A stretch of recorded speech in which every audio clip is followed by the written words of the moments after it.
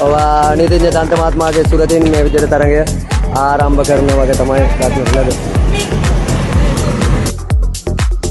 පළමු ක්‍රීඩකයන් දෙදෙනා වශයෙන් තමයි සරිඳු සහ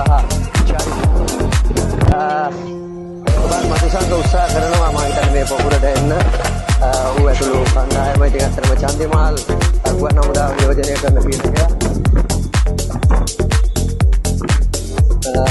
මේ විදිහට තවමත් අපි දක්නට ලැබෙන්නේ.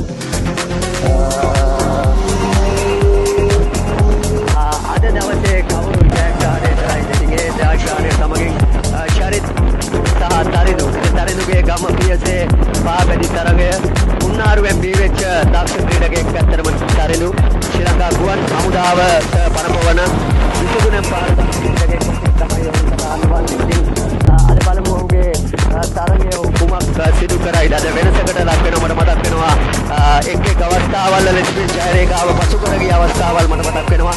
ඉතින් අද දවසේ කිලෝමීටර 100කට වැඩි ප්‍රමාණයක දුරක් ගෙවාගෙන තරග අවසානයේ තවත් කිලෝමීටර 4කට ආසන්න ප්‍රමාණයක් තමයි තිමුල ගමෙන් ළඟා වෙනවා. ඉතින් අද දවසේ ශ්‍රීලංක විජය ක්‍රීඩා සමාජයේ අවුරුදු සැලකිලියට සමගාමීව දෙවනි අංකය වශයෙන් විරුද්ධ ස්ටෑන්ඩඩ් පාපේ තරගය තමයි